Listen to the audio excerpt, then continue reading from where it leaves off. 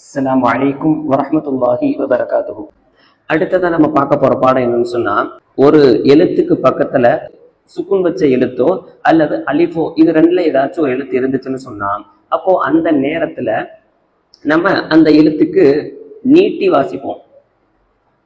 உங்களுக்கு புரிகிற மாதிரி ஈஸியா சொல்லணும்னு சொன்னா, நம்ம தமிழ்ல வாசிக்கிறோம்ல, இந்த வாசிப்புல ஒரு எழுத்துக்கு பக்கத்துல துணைக்கால் இருந்துச்சுன்னா என்ன செய்வோம்? அதை நீட்டி சொல்லுவோம். கா அப்படிங்கிறதுக்கு பக்கத்துல துணைக்கால் இருந்துச்சுன்னா கா அப்படின்னு நம்ம உயர்த்தி சப்தத்தை சொல்லுவோம். புரியுதா? அதேதான் கா ஞா சா அப்படின்னு நம்ம சப்தத்தை உயர்த்துற மாதிரி இந்த அரபிக்கும் பக்கத்துல அலிஃப் அல்லது வாவ் யா இந்த மூணு எழுத்துல ஏதாச்சும் ஒரு எழுத்து இருந்துச்சுன்னு சொன்னா அதனுடைய சப்தத்தை கொஞ்சம் உயர்த்தி சொல்லுவோம். வாங்க பாடத்துக்குள்ள போகணும். நம்ம பார்க்க போற பாடம் என்னன்னு சொன்னா, இது மத்துடைய எழுத்து. அதாவது சாதாரண ஒரு எழுத்தை அதிகமா நீட்டி சொல்வதற்காகத்தான் இந்த மூணு எழுத்தையும் புழங்குவாங்க அரபியில. சரிங்களா?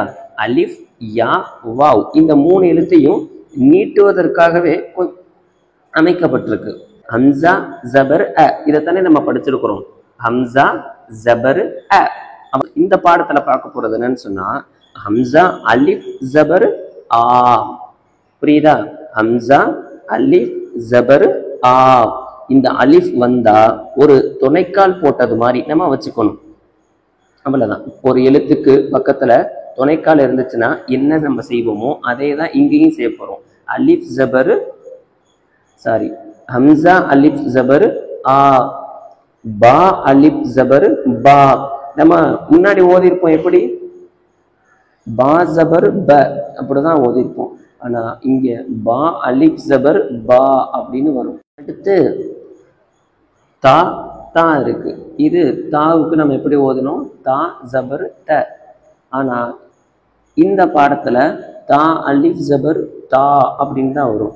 சா அலிஃப் ஜபர் சா, ஜீம் அலிஃப் ஜபர் ஜா, ஹா அலிஃப் ஜபர் ஹா, ஹா அலிஃப் ஜபர் ஹா, தால் அலிஃப் ஜபர் தா, தால் அலிஃப் ஜபர் தா, ரா அலிஃப் ஜபர் ரா, ஜா அலிஃப் ஜபர் ஜா, சீன் அலிஃப் ஜபர் சா, ஷீன் அலிஃப் ஜபர் ஷா, ஷாத் அலிஃப் ஜபர் ஷா, லாத் அலிஃப் ஜபர் லா, தோ அலிஃப் ஜபர் தா, லா அலிஃப் ஜபர் லா, ஐன் அலிஃப் ஜபர் ஆ, غين ألف زبر غا، فا ألف زبر فا، قاف ألف زبر قا، काफ अलिफ जबर का, लाम अलिफ जबर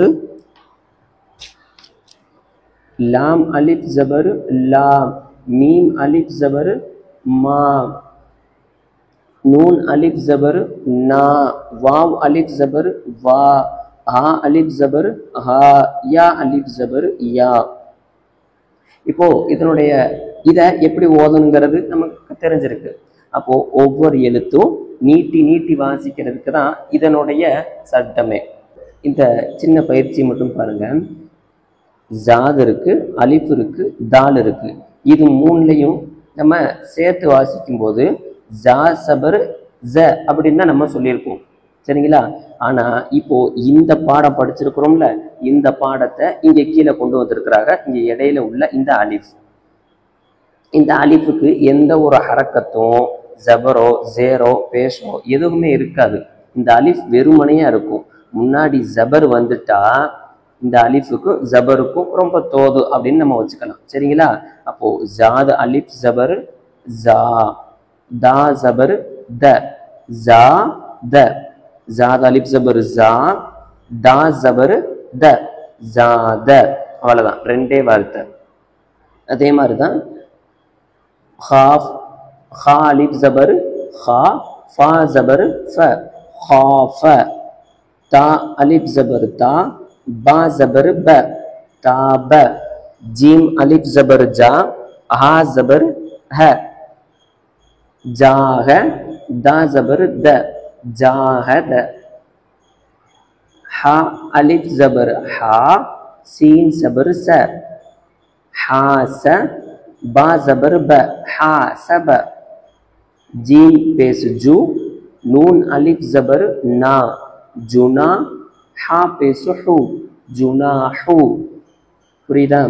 இப்போ நம்ம இதுவரைக்கும் பார்த்த பாடம் எப்படி நம்ம ஒரு எழுத்தினுடைய உச்சரிப்பை எப்படி நீட்டி சொல்வது, அதுவும் அலிஃபை வச்சு எப்படி நீட்டுவது அப்படிங்கிற பாடத்தை தான் நம்ம பார்த்துருக்குறோம். கரெக்டா?